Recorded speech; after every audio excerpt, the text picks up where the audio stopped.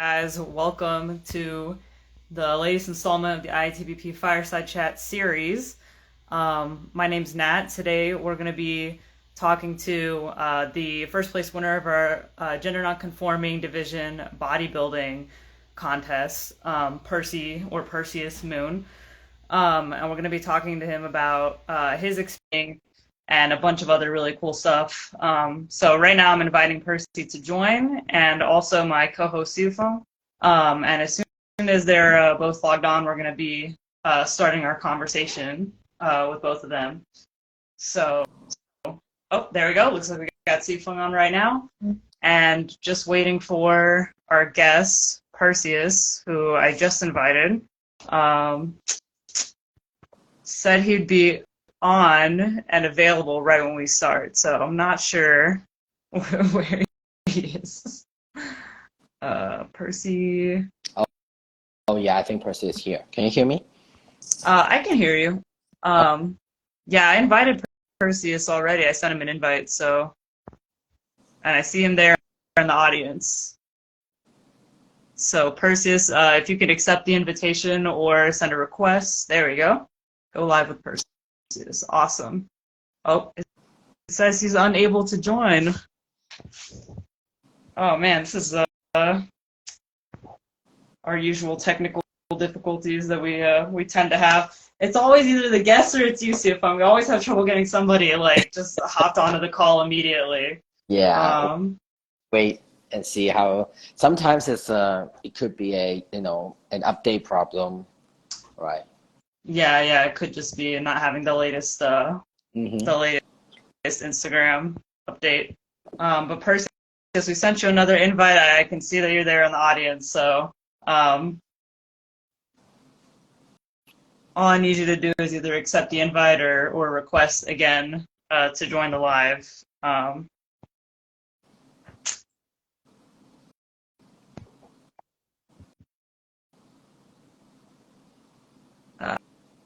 Perseus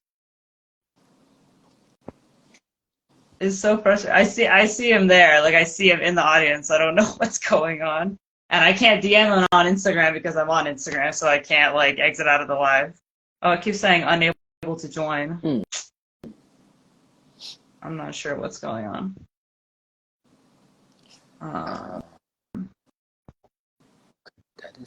And now it's not even letting me invite him. I'm not sure why it's doing that.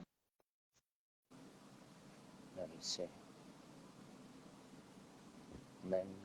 There we go. All right, I invited him again. Okay. Send me a request. Accepts. Finally. Hey everyone. Hey. We were just DMing about how to get the Instagram live started. Hopefully now you understand, Perseus. This is the issue we have every time. Dude, totally understand. I didn't receive any invites, so I was like sending the request, but no worries. Yeah, it's just Instagram for you. We always have some issue with Instagram sending out requested invites, but right before we got started, I let everybody know that today we're sitting down with Perseus Moon. Do you prefer to go by Perseus or Percy? I go by Percy. Percy, okay. So Percy, who competed with us in 2022 in both the mask and gender nonconforming divisions, so we're going to be talking to him about his experience competing with us, is it like journey getting into bodybuilding, and kind of where he plans to go with his bodybuilding and coaching journey. So super excited to talk to you, Percy. And then before we get started with like introductions and everything, I always like to mention who we are for those of you who are joining us for the first time. We're the International Association of Trans Bodybuilders and Powerlifters. If you can't see from my backwards flag that's behind me. And we put on affirming and competitive events for trans and non-binary athletes in bodybuilding and powerlifting every year. And right now we have an event that's going to be happening on November 18th in Atlanta, Georgia. It's going to be a powerlifting meet and a bodybuilding competition. And so if you're interested in competing with us, you should go on our Instagram page and go to the post that's pinned right at the top. It'll show you exactly how to sign up for you to compete. And hopefully this conversation is going to get you excited and wanting to go and actually step on stage with us and compete with us. And if you don't want to compete with us, if you're not an athlete, but you're really passionate about the work that we do, or you get something out of this conversation that is meaningful to you, then we really encourage you to go also onto our website and just become a supporting member, because we really depend on your support to be able to put on these competitions, put on series like these IG Lives that we do, and create these kind of spaces for trans and non-binary athletes. So please consider going on our website and becoming a member. We've already got people in the comments saying that they're super proud of you, Percy. So that's just a sign of what an incredible person you must be. Thank you. Yeah, definitely. If anyone's interested, go check out the IATBP's website. And you know, they have all the information on what you might need to know if you want to compete, if you are interested. So just check it out. Definitely. All right, so basic introductions. My name's Nat. I'm the assistant executive director, and I run all of our social media. I use they, them pronouns. I love bodybuilding, and that's like all you need to know about me. And we got my co-host here, Sia Fung, who's here every Fireside chat, kind of carrying the conversation. And if you don't know who Sia Fung is, other than being on our board and being an ambassador to the IATBP, they also are an ambassador to the Gay Games and Athlete Ally, and they're an incredible posing coach and a pro IFBB athlete. So kudos to Sia Fung for all that they've accomplished and for helping us out with the organization. And our guest that we have with us today, Percy Moon. So according to your bio, you're from Milwaukee, Wisconsin, which I think is so cool because I just always love that name for a town, Milwaukee. Milwaukee, yeah. It is a Native American name, I guess, but I think it's pretty cool. Yeah. So Percy's from Milwaukee, and according to your bio, you were into sports for a really long time. Got into resistance training when you were like a teenager, before getting into bodybuilding, and making actually the switch to become a athlete around that same time. So eventually, you know, getting into the IATBP and competing, and now studying and hopefully becoming a coach in the future. And Percy was actually one of 3 athletes to compete in our gender nonconforming division in 2022. And that was the first time we ever had athletes actually compete in our gender nonconforming division. So that was historic for us. And Percy took the first place in that division. So that's a little bit about him before we get into the conversation, so you kind of know what we're in for. And I guess to kick off like the interview, post intro, the first question that we always ask our guests that kind of gets us set up for how the conversation is going to go is just what got you into lifting and specifically bodybuilding in the first place? Like what kind of started that journey for you? Right. So I guess for when I was pretty young, I was kind of aware of, as like most trans masculine kids, like if you do know from a young age, like I had the desire to be more muscular than I was, or just a little bit bigger too, being a smaller person growing up. So when I did have the opportunity to play sports or do any of that stuff, like that was just a big opportunity for like self-expression for me. It was, you know, therapeutic in a way for sure. I guess I got into resistance training when I had the opportunity to take a personal fitness class in high school. So that was actually like an optional class that you could take that started before first hour. I was very excited because that gave me the chance to be in the weight room without like a lot of other high school kids being in there. So it was less intimidating for me as a young trans kid. There was only maybe like 10 or 15 kids in that class because nobody wanted to come to school before first hour. But I was super grateful to be able to hit the weight room. I had a super supportive teacher in that class, and that was really my foundation for learning how to set up resistance training programs, learning proper form, what like strength progression and overload is like, and learning that at a young age was super helpful for me. So that was my start, and I signed up for that class when I was like 16. So, Wow. Yeah. Damn. So you guys started pretty young then. Oh, sorry. Yeah. So I'm gonna mean to interrupt you. No, Right. And that class wasn't entirely just bodybuilding or strength training, but we had the dumbbells, we had Smith machines. Like it was a great opportunity for me to strength train. So yeah, yeah. So I think my follow-up question is really about, because um, I think for a lot of kids in high school or even in college, right, you might have some experiences in the gym room, right, trying to do some weightlifting. But there's a difference between weightlifting and really doing bodybuilding, right?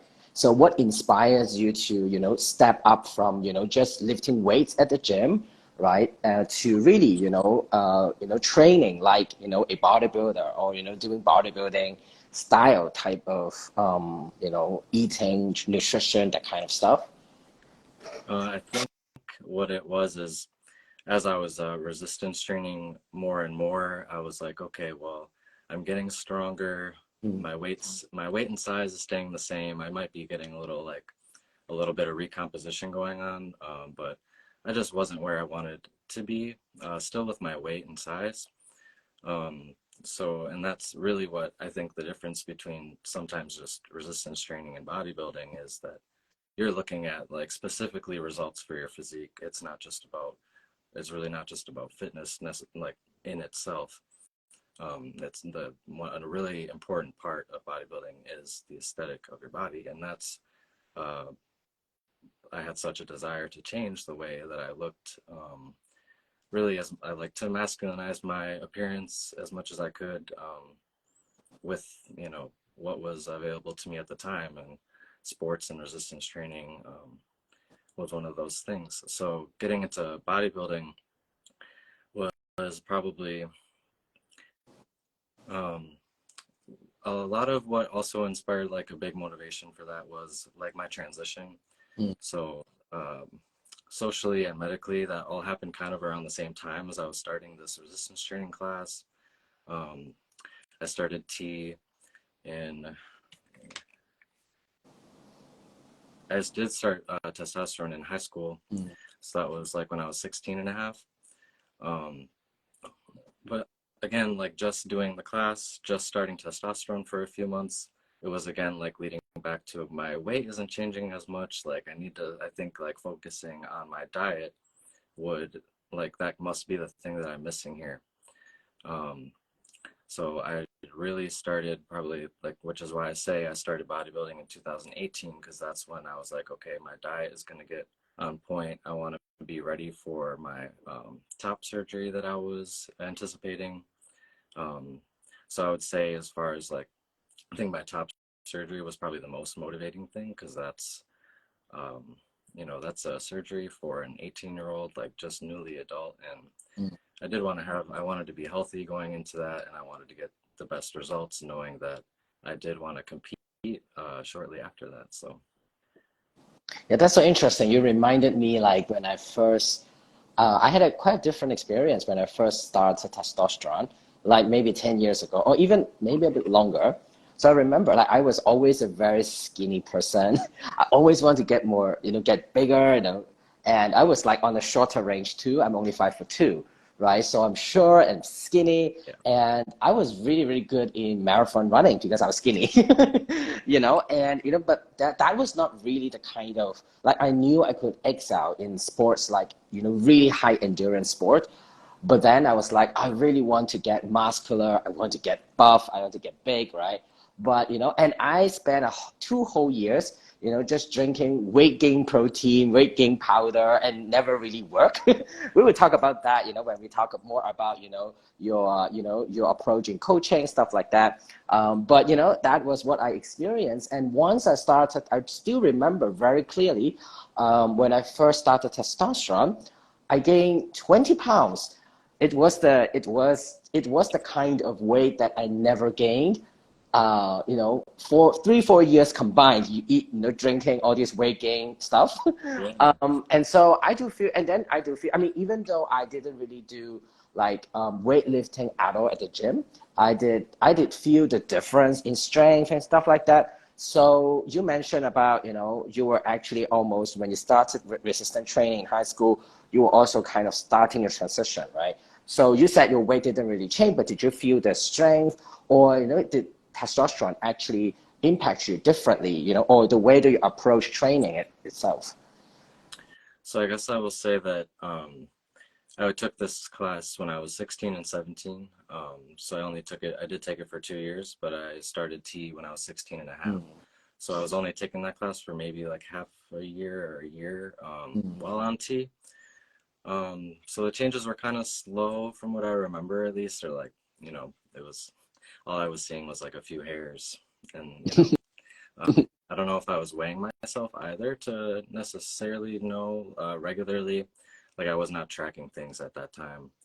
Um, and I believe, I guess it's just reflecting back on it now is just if you're not in a surplus and you're a really active person, that even on testosterone, yes, I was seeing like body recomposition and like changes, but not so much weight gain, which was something I didn't necessarily believe that T would like make me look the way I look today, like in a year or something like that. But um, when I was like, okay, well, if I want to get things moving, I really started just trying to educate myself, I guess.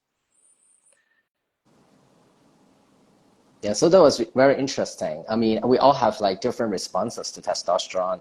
And I mean, I think it's also kind of depends on, you know, what kind of sports you were already into, right? Or, you know, whether you started sport early on in your life and stuff like that. I think those are the factors that might affect how we respond to it.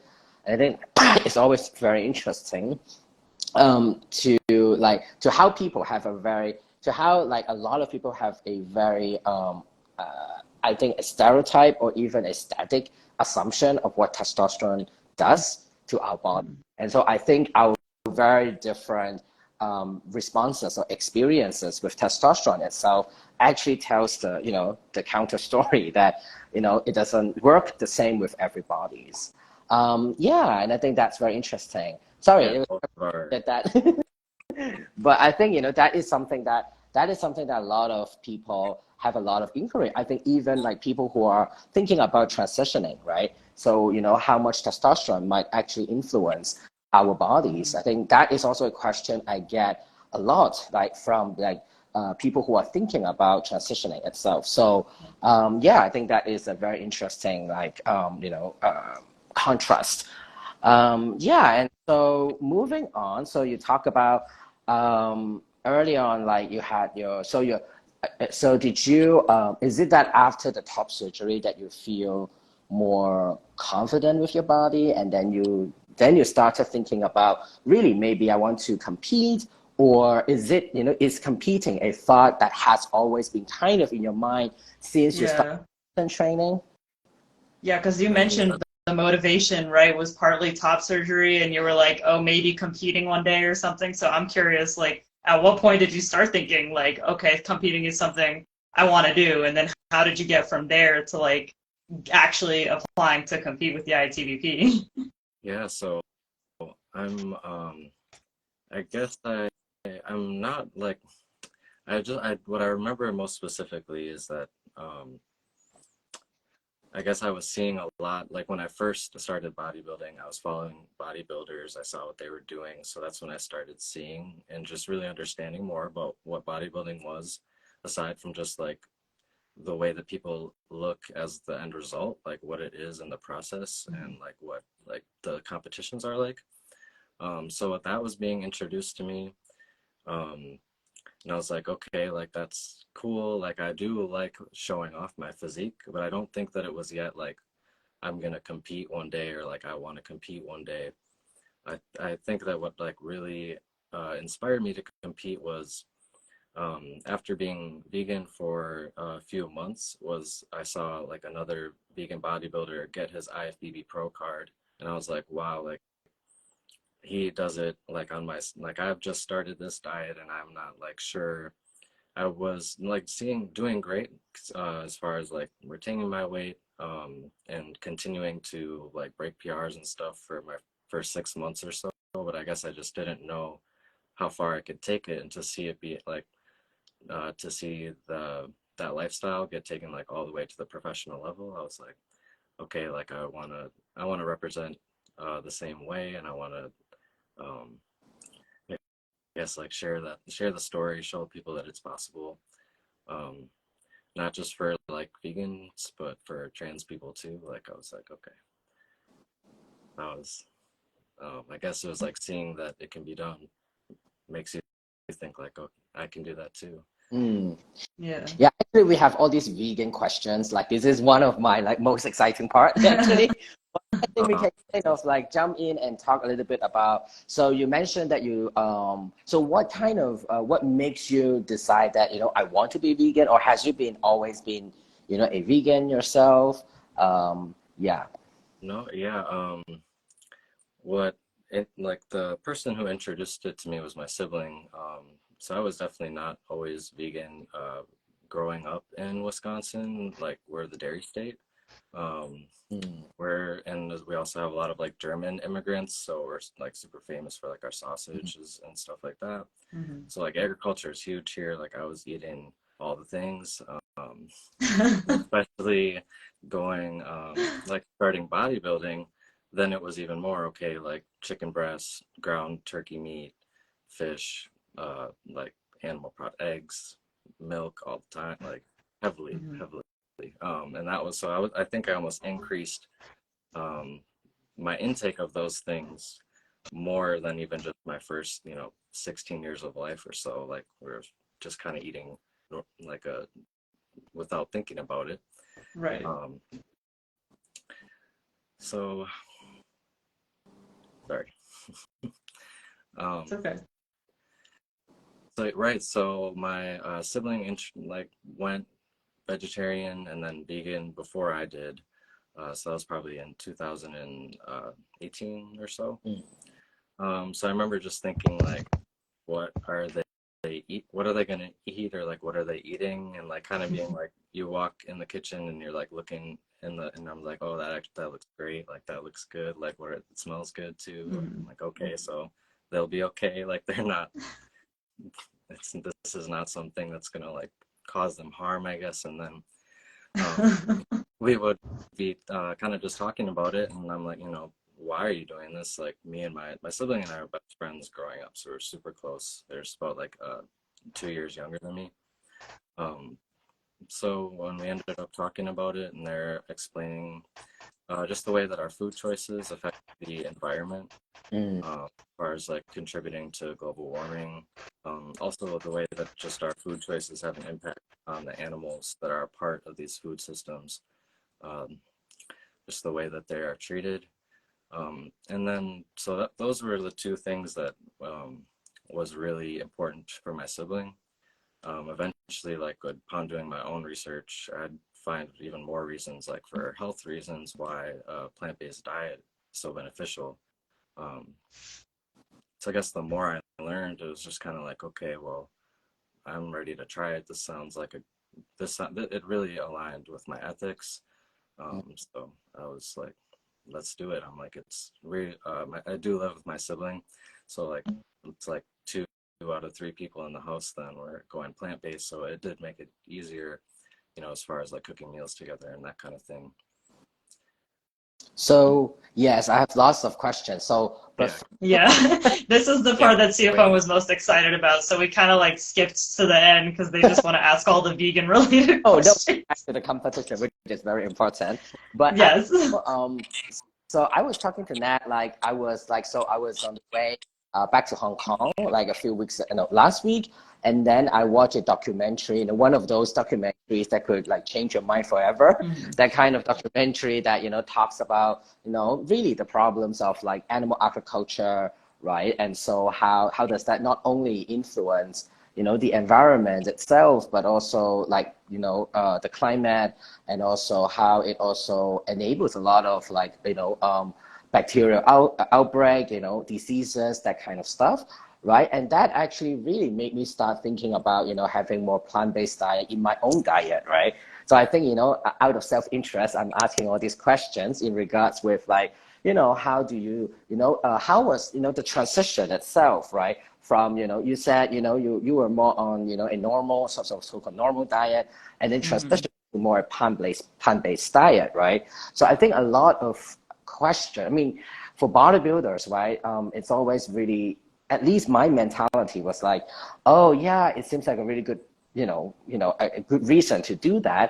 But, if I have to maintain my protein level, I have to keep up my, daily protein intake, and protein intake that actually beneficial to my muscle growth, right? So does plant-based diet actually be able to do that?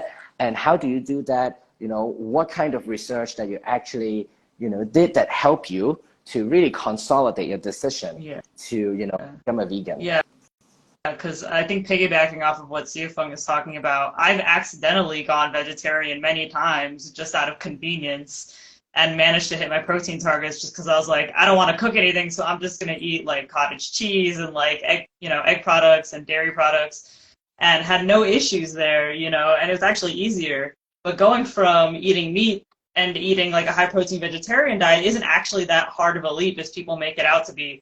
But going from a vegetarian diet to a high protein vegan diet seems much more of a challenging leap to make. So I'm also curious, like Sifeng, like how did you make that jump? Right. For me, I mean, thankfully, like now, with social media, you have access to, and with our phones, you have access to so much information. So whether it's whatever works for you, Sometimes it's too much information that I don't know which ones are good, right? that's valid. And that's so true. Uh, right. So thankfully, like my going to school, like going to get my degree, has like helped me. I've taken classes on how to assess, credible information, how to read research papers. But not everyone is going to be doing that.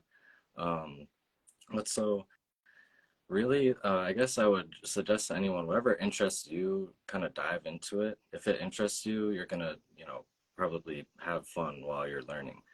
So for me, I was like, okay, well, I want to see vegan bodybuilders who are successful, because that's like helpful for just me as a person. Not necessarily that makes it scientifically evidence-based, but that was one thing for me that was helpful. Like, what are they're big? They say they're vegan. What are they eating?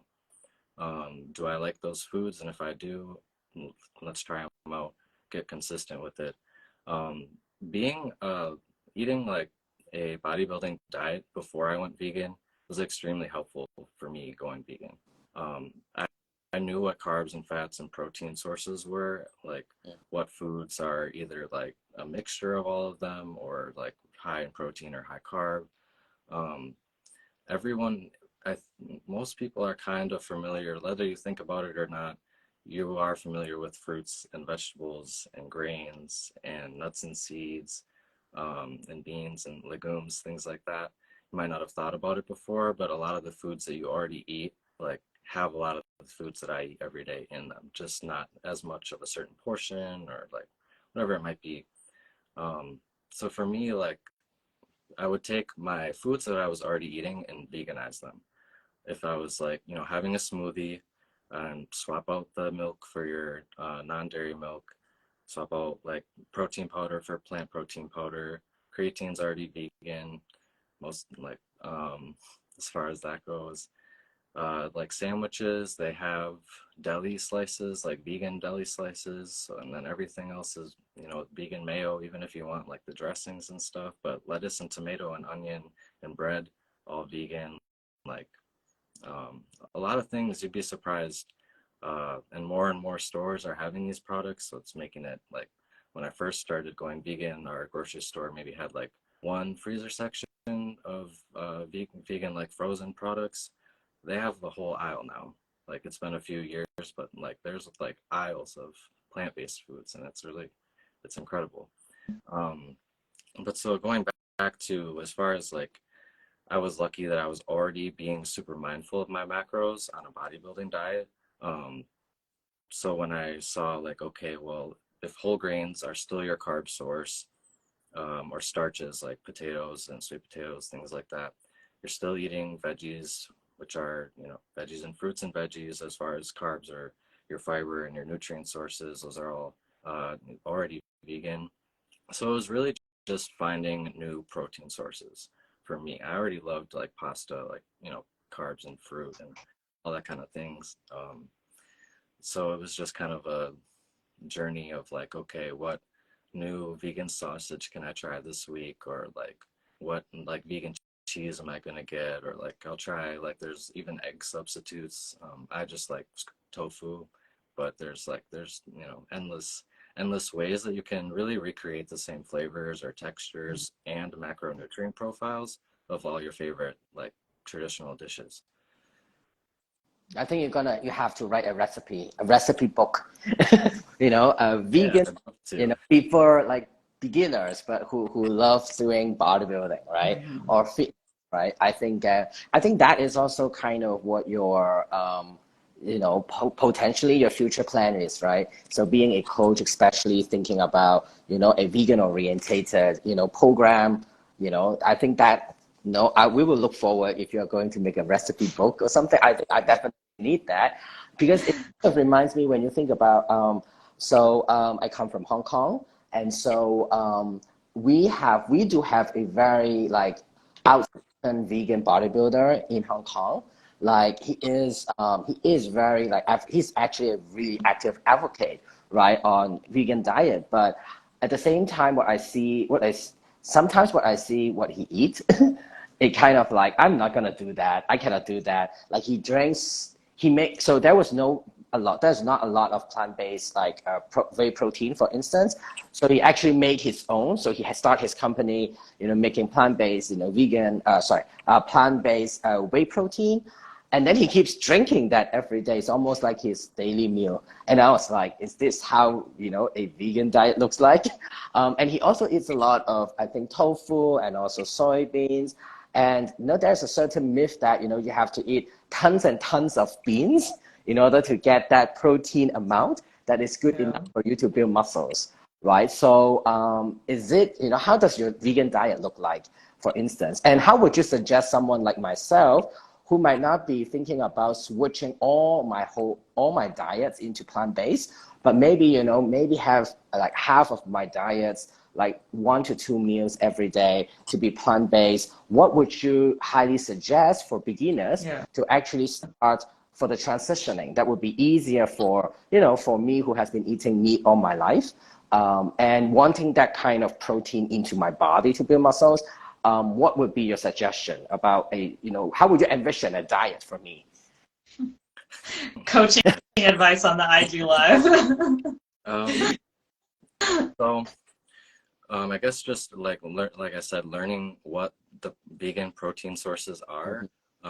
You do not have to be eating protein powder all the time. I don't even have mine daily. It's like once a week, once a month. Like if I'm having a smoothie, because that's like I prefer to just eat food. So that being said, you can find a protein powder that you like, a plant-based one, and if it works for you, that's awesome. If you don't want to eat protein powder or smoothies and stuff like that, you don't have to. Um, so there's, I guess a lot of my plant protein sources are just like vegan meats. What they make those out of is usually vital wheat gluten, which is like a flour from wheat that is like, I believe it's like 80 or 90% protein per like of its calories are coming from protein. But so that essentially makes like a sausage texture, and that's what a lot of the vegan meats are. Um, and that's pretty minimally processed. And I really enjoy the texture and the flavor of those. There's a lot of soy products, but I guess like right. So and I don't eat tofu really a lot either. There's a brand called Tofurkey that I was mentioning, deli slices. They have chicken that's like a pre-cooked chicken breast, lightly seasoned in a pack. You can like rip it open and like add it to pasta salad and things like that. How do you spell that? Sorry. He's taking notes. That's awesome. I love it. Tofurkey, it's like tofu and Oh, then RKEY. okay. Like tofu and turkey. Oh, Good stuff. wow. It's good stuff. If you haven't tried it, check it out. Yeah. Because right, that's how I would make like a vegan sub sandwich, or if I was making a BLT, they have tempeh, which is also a soy product. It's a fermented soybeans. You're probably familiar with it. It's to find, Mm-hmm. because it's more probably tempeh is pretty popular in Asia, I believe. Yeah. Because I had not had it before going vegan, but I do really enjoy the flavor. A lot of them are like maple smoky bacon flavored. So those you can just kind of like fry up real fast and like put them on your sandwich. And yeah, BLTs are a real easy one to do. And Yeah. tempeh, again, is really high in protein. I'm a proponent of tofu. I'm not vegan, but I love tofu. And for like a year in college, I basically just like would make tofu the same way I'd made chicken all my life, which is just like you have to dehydrate it first, but then I would just like slice it and then season it the exact same way I season my chicken and put it on the pan exactly like I would do with my chicken, and it tastes just as good. So it's literally the same process. It's just tofu instead of chicken. So Absolutely right. And you were doing the right thing. Like you gotta season your tofu. Like don't try it without seasonings. no, Have no yeah. taste. But yes, you can season it the same way you would season chicken, and that's the Yeah, way. I mean, and all your seasonings come from plants that are probably going to be vegan. But right, exactly. that's what makes your food taste great. Mhm. So Yeah. I mean, And that was the conversation I got. But my parents were like, "What does tofu taste like anyway? Like, you have to put seasoning on it to eat it." And I was like, "Well, would you eat chicken plain? Like, you have to season your chicken too, like before you cook it. So literally just do the same thing to the tofu and cook it, and it tastes good." for yeah, sure. sometimes you also like put it with like sesame sauce, Hmm. like all these sesame sauce with like the plain tofu. And I think a Chinese way to do it, there are many Chinese ways of doing tofu. One of my favorite ways is to put it in the soup. Like I put tomatoes, I put like carrots and tofu and also potatoes and sometimes salmon bones and salmon itself, and then put it into a soup. Then it's one of my favorite ones that actually get that flavor from the tofu, which is actually no flavor. But I think there are so many ways to make, vegan diets look, much more approachable to people who have been eating meat for a long time.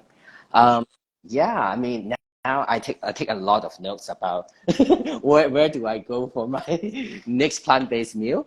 Um, I love that. let's go. Let's shift back a little bit about the competition itself. Like, how was your experience in competing in the gender non-conforming division with us? Last year.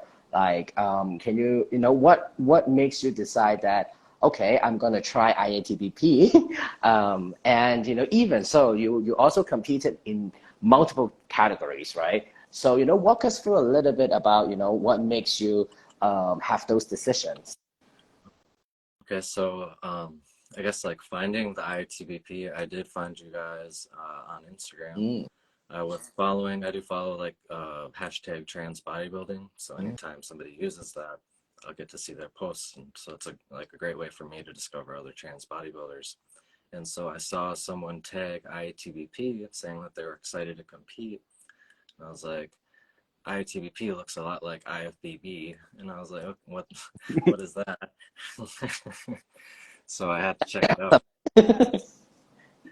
So when I saw that it was a trans and non-binary specific competition association, I was like, okay, wow, like where are they located? When's the competition? Like, am I ready? Like,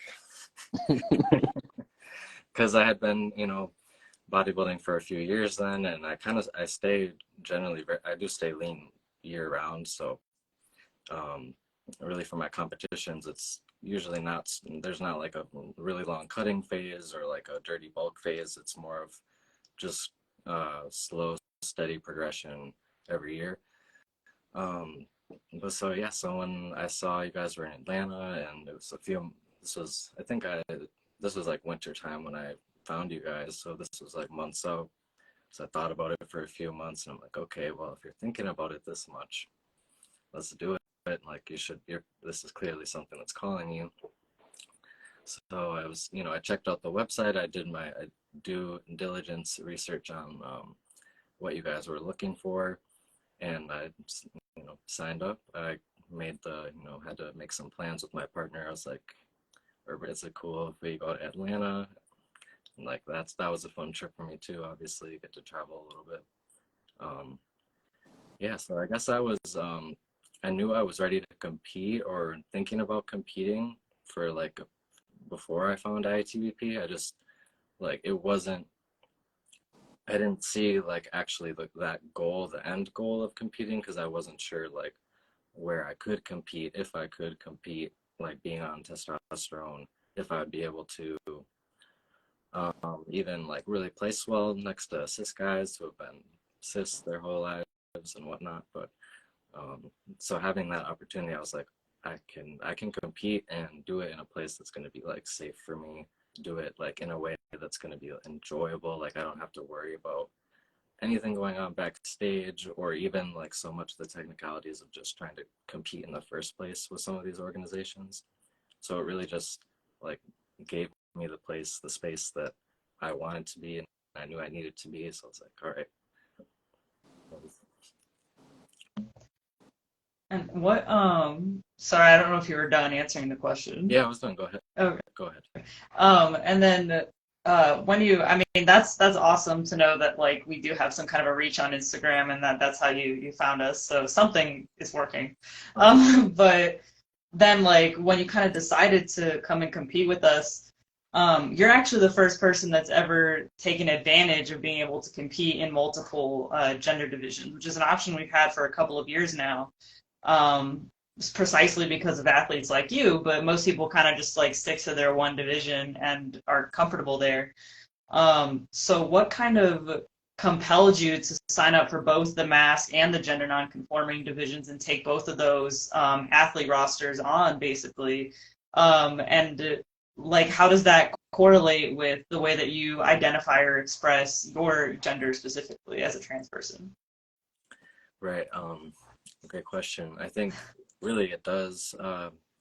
It really directly, I guess, would correlate with my identity, because sometimes in like the trans masculine space, I feel like, and I'm sure other people have this experience. It's like hyper masculinized, or it's like you're trying to be the same, whatever. You're like you have goals that are set that are like equal to a cis person, and it's like that's usually is not always healthy. Like there's so in my own identity, finding that and realizing like, yes, I am masculine and I like to express masculine and appear masculine, but that's not always the case.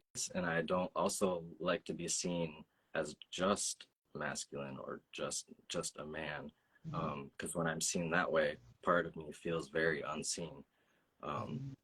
So to that point, signing up for both categories, like I wanted to be seen and I wanted to be able to, I guess, represent for trans people, for trans masculine people, and for non-binary people, like show that like we can have like big muscles and beards and still be like not conforming. Yeah. I think that's something that Siafeng and I both relate to as non-binary trans-masc people, so I definitely feel you on that one. So it was an honor to be able to compete in both, and to be the first place winner. Like a lot of amazing people have competed before me, and I know a lot of amazing people are going to compete after me. So it's just really an honor to be the first. Yeah. Yeah.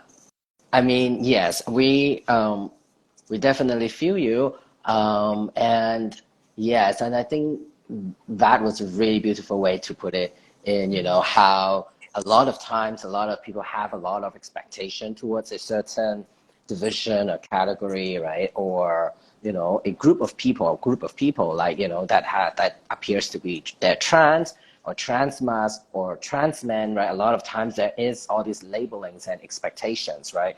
Who you want to be. And I think, being non-binary myself is also kind of challenging, right? That kind of normativity that surrounds not only, the division or the binary between male and female, but also sometimes, all these like stereotypes and also the binary, oppositions within, trans community itself.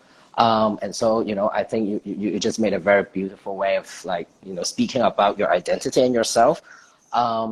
And I really want to, explore more on how was your experience coming to compete with us, right, on the day of competition, and does like getting on stage something that is it what you expected? When you get on stage and compete with other athletes on stage, how was your general like experience of IATPP look like? Right. So getting on stage, I will say, like as a we all have anxieties, but as a person with anxiety, like I was like, okay, mentally I had to prepare for the getting on stage. And so I started mentally preparing probably at least a month, or if not like a couple of months ahead of time. Like each day I'd wake up and I'd be like, okay, like I'm gonna be walking across the stage, it's gonna be fine. Like everyone there is like allies or like part of your community. There's gonna be Yeah. a bunch of like buff queer people, and like that, like just trying to like really any fears or anxieties that I had, I knew they were unrealistic, but like mentally walking myself through like what was going to happen, or like that it was like just kind of like talking down those anxieties if I was going to have any, because I definitely didn't want to be the person who gets on stage and then like I suppressed all the worries I had or something, and it affected my performance. So yeah, and then getting on stage, I mean, I remember being in Atlanta. I mean, I was happy to be in Atlanta because it was a lot nicer than it is here in Wisconsin. It was like I got to stay in a nice neighborhood and stuff like that, so it's just fun to be there. I will say like the street that the competition was hosted on was like super cool too. There was even like a vegan place like on the same road, so it was a cool experience. Getting to the competition, like seeing all the other athletes, was just like, it was so cool. I feel like it was really nurturing for my soul, like for my younger self, to anytime a lot of queer people, like just queer people, like fill a space. And like I don't know if I've probably never been in the room with that many trans people, so it was just Oh wow. like that's really incredible for me. So I guess like, I mean, you don't necessarily always know if someone's trans, so I can say like I've been to Pride Fest, but that's just a large group. Like whereas this was like it was, I don't know, had the people who came there and the environment and like knowing the cause of the organization just like has a special feeling for trans bodybuilders and powerlifters. So were there a difference like competing in the mass category for you versus the non-binary category or gender non-conforming category?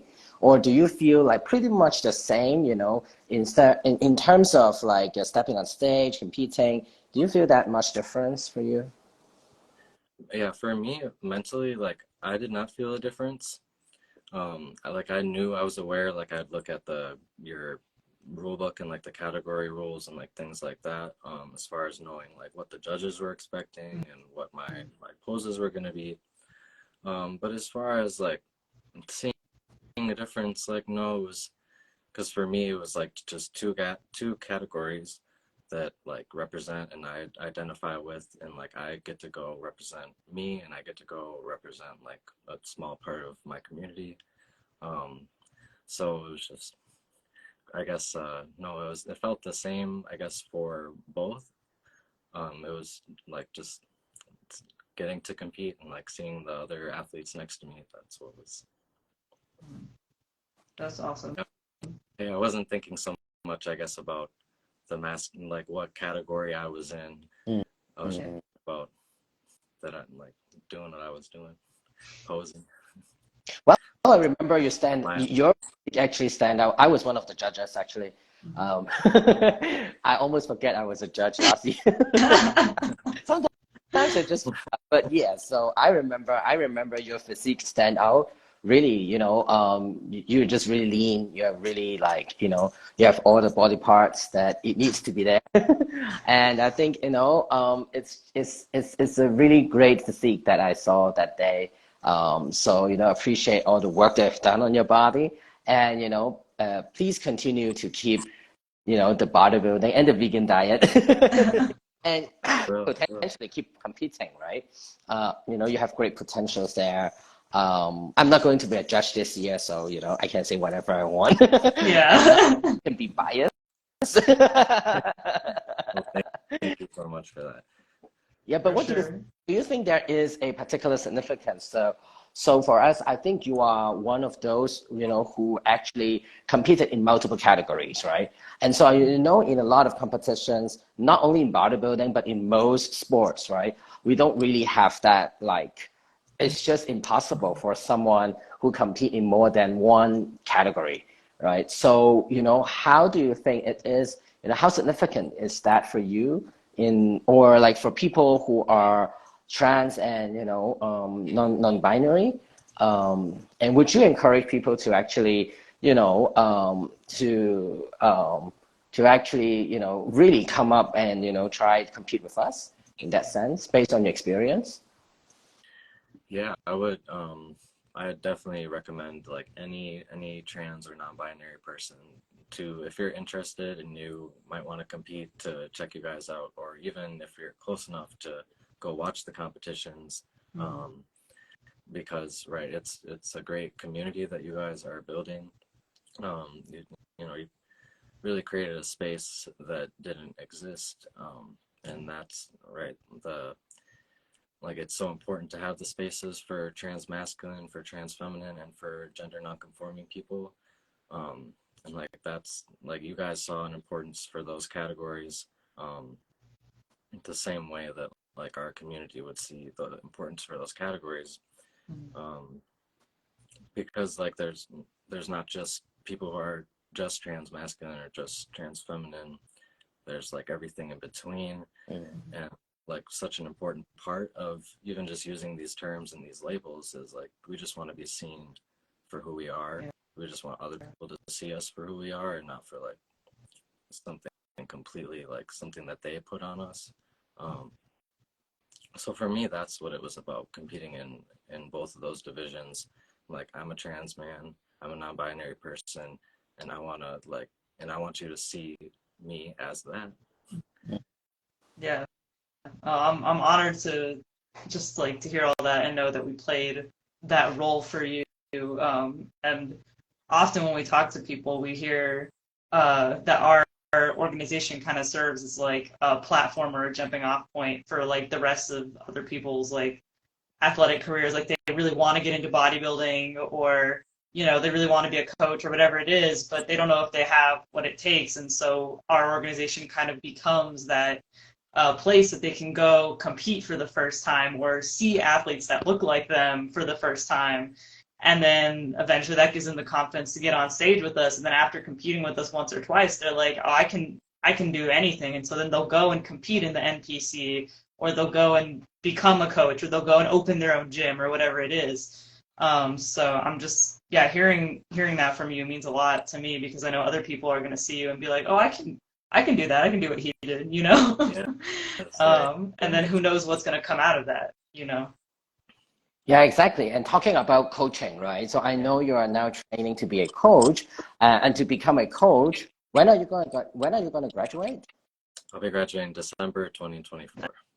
Nice. Oh, okay. So a year from now, right? Almost a year and a half, right? From now. So a few questions in regards with like, your aspiration to be a coach. Did that experience of did the experience of competing itself influence your goal, to be a coach at all? I know you started, this coaching program before you compete, right? But does that actually motivate you more, and in what ways? And how that like transition, right, from being an athlete to a coach, look like so far for you? Right. So, um, competing in the IATBP, as Nat was saying, it's definitely given me like more confidence to think like I can do anything. Honestly, like getting on that stage was like kind of facing a fear, and it wasn't really so much just the stepping on the stage or the like being in briefs, or like it was just like I guess going against like all the little voices and all the experience you've had that tell you like kind of to like not be seen or to be like not yourself. Like that's and so it was just really incredible to be in that environment. Um, going from, I will say, like I hadn't hired a coach to compete or any time like through my bodybuilding journey. So I was being self-taught. There was like when I started school, I had a little bit of an advantage as far as like I had a really good grasp on nutrition, had a really good grasp on like setting up programs to meet like specifically to meet like muscle building or weight gaining goals. Not so much if like for other goals, but it's still, I would say, like the bodybuilding passion gave me like a good head start for when I did start school to start learning more about coaching stuff, which is nutrition and fitness and all other areas of like wellness, like sleep and mental health. But so right, so competing in the IATBP, I was like, okay, like I also showed me like a lot of people who I could potentially like be helping, that there are so many trans people and non-binary people out there who would really benefit from support from like the things that I've learned in my experience, from the things that I've learned at school. And from a young age, I really wanted to give back to my community. I wanted to like support trans people and the LGBTQ community. So I guess like seeing so many passionate bodybuilding queers I was like, wow, okay, so if I do start a coaching business and I do want to really help the LGBTQ community, I can do both of those things. Like that is, so that was like a beautiful vision for me to have. That's awesome. Yeah, And are you? Oh, sorry. Go ahead, Sifo. you go first.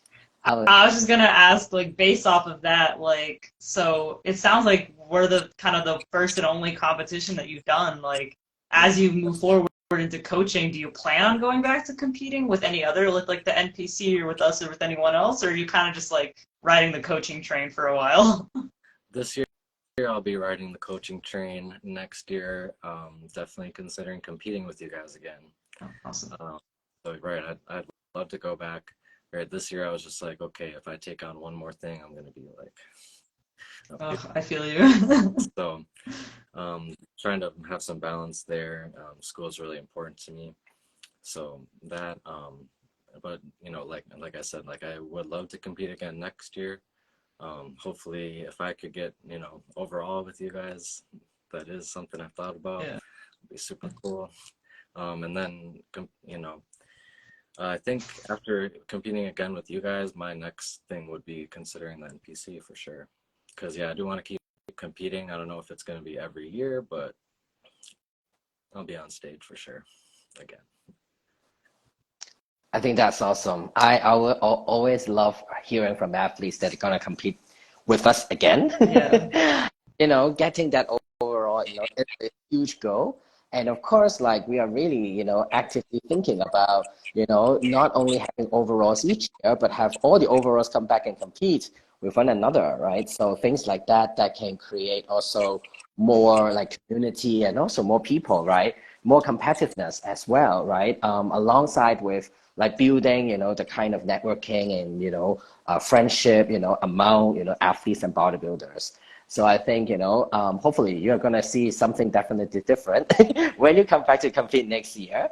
So yeah, I think, yeah, it was a really great conversation. But before we end, we always love to ask this question that Nat always wants us to ask, which I love that question a lot, is that, to those who are like, I know like a lot of trans and non-binary folks are actually thinking about, and starting to prep the competition because, our upcoming competition is in November. So I think now it's the time either they have already started prep or, beginning to start prep, right? So for those who might be competing, for those who are planning to compete, and for those who are preparing for the competition with us in November, what do you wish you have known like before starting prep or before like or before the competition that you think other people might be able to benefit from? Is there any particular advice that you give to our, upcoming competitors? Like, what do you wish you would have known either before you started prep or before like you actually got on stage or whatever it is? For sure. So I will say I wish I would have done maybe like, I forget the name of this technique, but when when my like stage time was when the show started, wish I would have done like a counting back from that time to say take your take your pump at this time and do your workout at this time and stop Peak talking week. time and yes, those kinds of little things, because Yeah. I was so excited about just enjoying the experience that eventually you're like, oh, I mean, absolutely paying attention to when I'm supposed to be on stage, but wasn't so much thinking competitively. Like I was really just enjoying socializing with other people, like-minded people, which was great. But I will say that, like, think about what your excuse me, think about what your plan is, like going up on stage. I don't have super great advice for prep because, like I said, my prep was I didn't do prep, honestly. It was just maintaining the diet that I'd been eating, which is kind of the lean bulking year round, and I cut my calories, but the macros didn't really change, the water didn't really change, um, which is not to offend anyone, but that's my reality. No, it doesn't. I mean, as someone who has to cut calories to lose weight, I'm like slightly offended, but it's okay.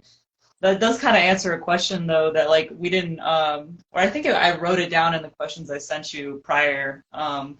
But usually we do a little Q&A at the end with our audience, and we haven't had anybody in the audience send in a question, but we did have somebody DM me earlier this week a question that I sent you, which was basically like, what did your bodybuilding prep look like nutrition wise, as a vegan? Like, what did it look like compared to your normal vegan diet?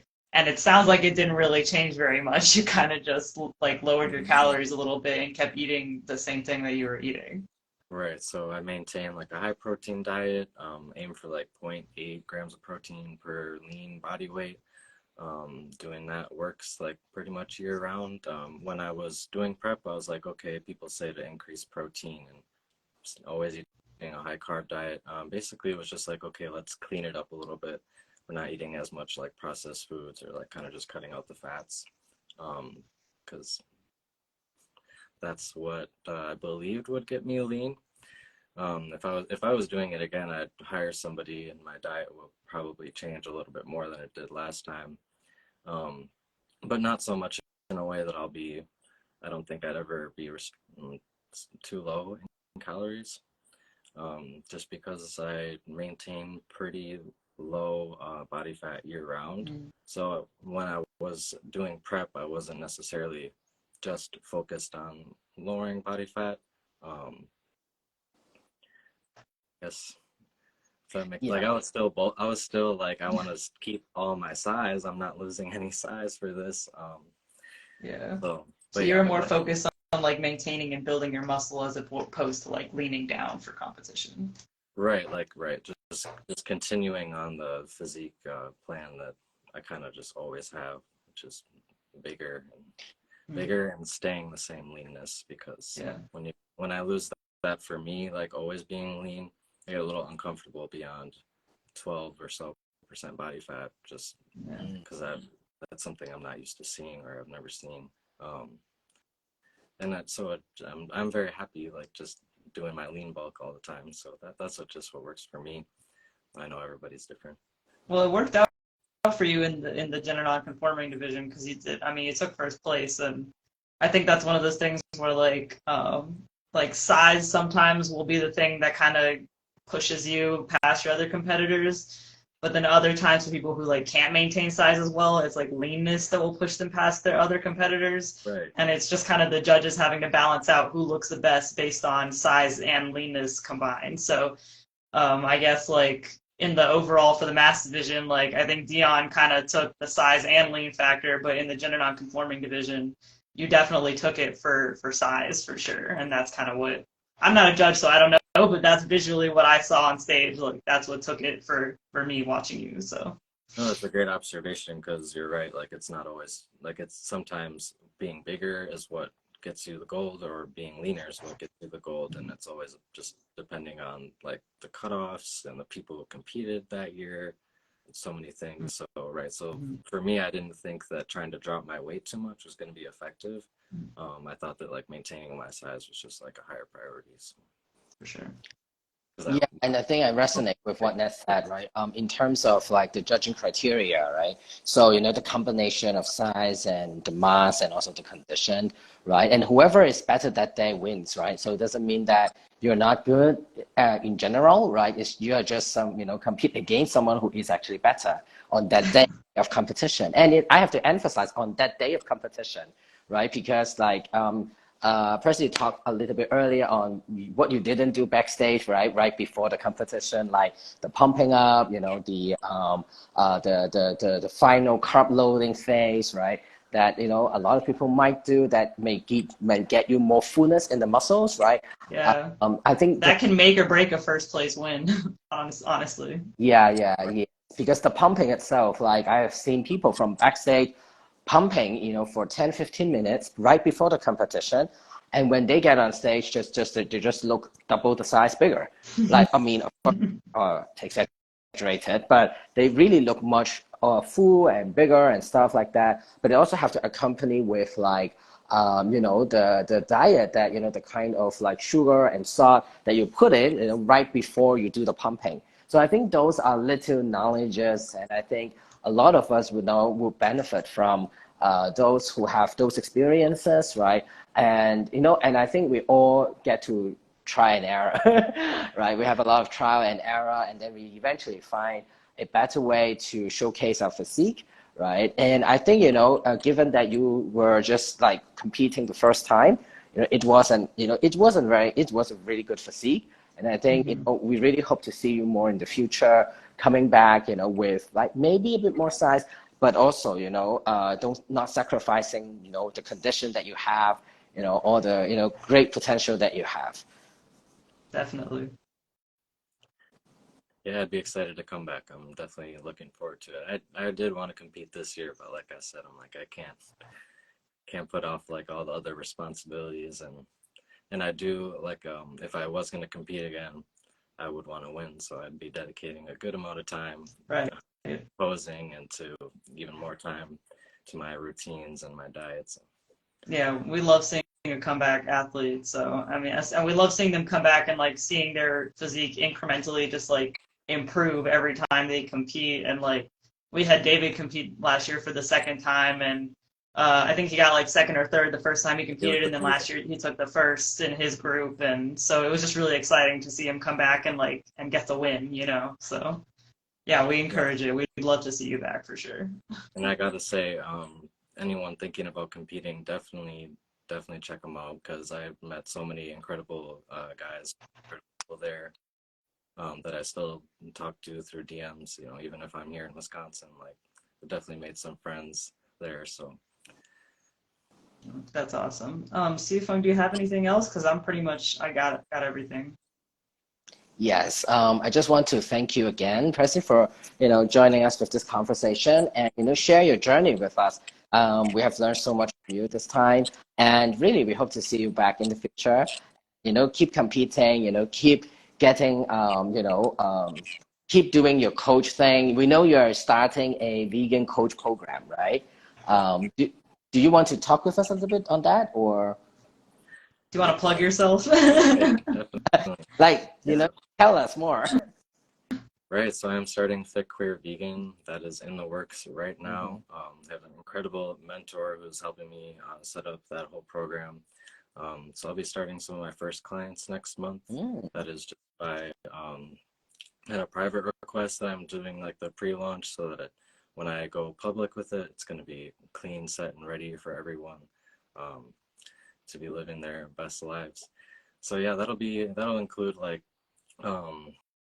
meal nutrition planning, fitness programs, monthly one-on-ones, just even like some, not just fitness and nutrition, but like wellness, finances, your sleep, your mental health, all that kind of stuff. Just like I want to provide like a wealth of information to people, so that if they hire me as a coach, they leave with like the resources and the tools that they need to continue to live like healthfully and to reach their goals. Yeah, it seems like a very holistic program that you are providing, not just vegan diets, right? No, not just vegan diets, no. Anyone who is open to eating a plant predominant diet, I'm absolutely happy to help. Yes. And what is the handle again that we can follow you? Fit Queer Vegan is the coaching page, and my page is just Perseus Moon. Yes. So thank you so much for like having this conversation with us, and walk us through some of my like, self-interest question, about, the vegan diet and plant-based diet, which I think, should be the growing trend even within the bodybuilding community and the fitness community, right? So I think it has been, being vegan or, taking vegetarian diets has been a trend, right, for a lot of general people, but I think particularly for bodybuilders, it's still kind of a taboo. Like we don't want to touch plant-based because that doesn't give us protein, right? I think we need that mindset, and really to save, not only to save the environment and the animals and stuff like that, but also like for our, as you said, for our general health, right? So yeah, and thank you so much for sharing this really valuable knowledge. Remember to follow him and to follow IATBP if you haven't. Thank you so much for tuning in and watching this with us. And our competition will be in November 18th this year in Atlanta, Georgia. And so we will need your support, whether you become one of our members, or you come to us, or you come to be a spectator or a competitor. And we need all kinds of support from you. Every support is important. And we wish to see you during our bodybuilding competition.